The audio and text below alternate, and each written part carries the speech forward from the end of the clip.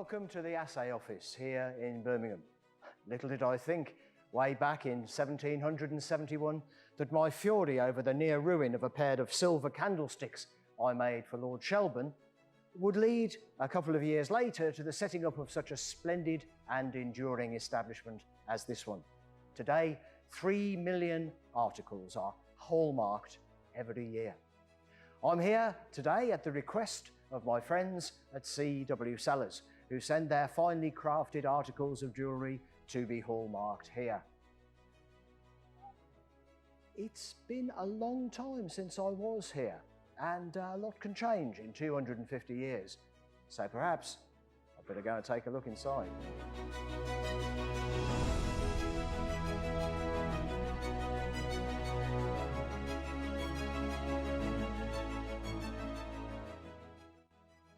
The hallmarking procedure is a time-tested way of identifying the composition of jewellery and other precious metal articles.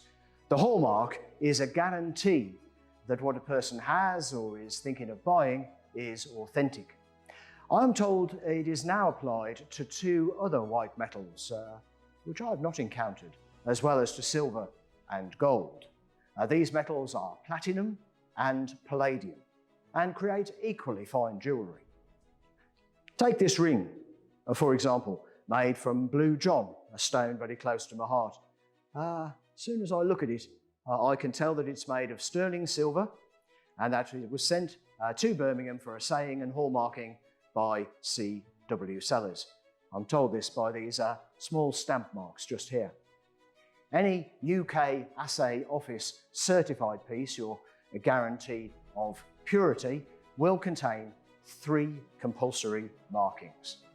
The first is the sponsor's or maker's mark, usually a set of initials telling you who made the item or who sent it in to be hallmarked. Next comes the fineness marking. My silverware had the fineness marking of a lion, but I'm told now you have the rather more sophisticated millesimal mark, and that for sterling silver is 925. Next comes the Assay Office or town mark. When I looked at the ring, I saw the anchor, and that tells me that this item was examined in Birmingham.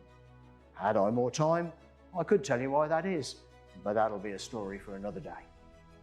I am also told that nowadays there are the symbols of a castle for Edinburgh, a leopard's head for London, and a rose for Sheffield.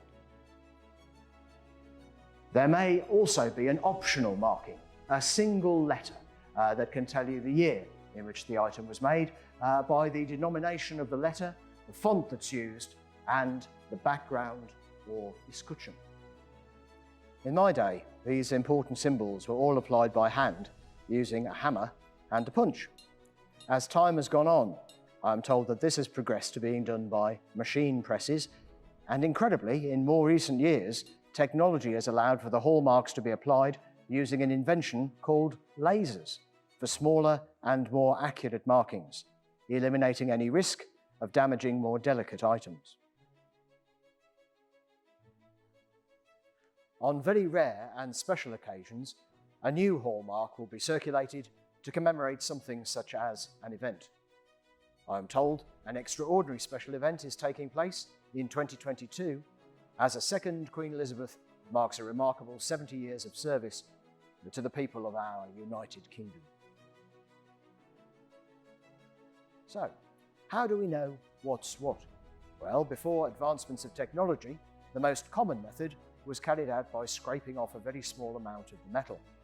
Then, a chemical was applied, and depending on the reaction, the skilled tester was able to determine the metal. As with stamping, this process has also evolved, and testers can now more commonly use a special machine which uses X-rays to calculate the exact composition of a metal. So, there we have it. I hope you found my insight useful, and the next time that you're thinking of buying a quality item of jewellery, do ask the retailer about the hallmark if you're not sure. My friends at C W Sellors will be glad to give any other assistance that you might need. They are amazed that I know nothing of something called the internet, but they assure me much more information can be found there at cwsellors.co.uk, including the digital dealer's certificate, which must be displayed by every reputable jeweller online. I trust that you'll go and seek it out for yourselves, because I certainly intend to.